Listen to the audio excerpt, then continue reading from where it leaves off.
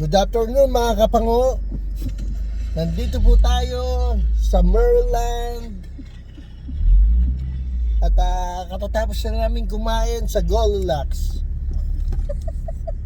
Papunta po kami sa what do you call that?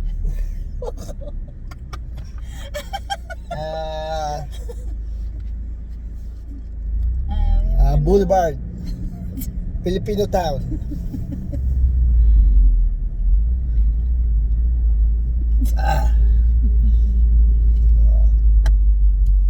Pakita mo yung daan mo.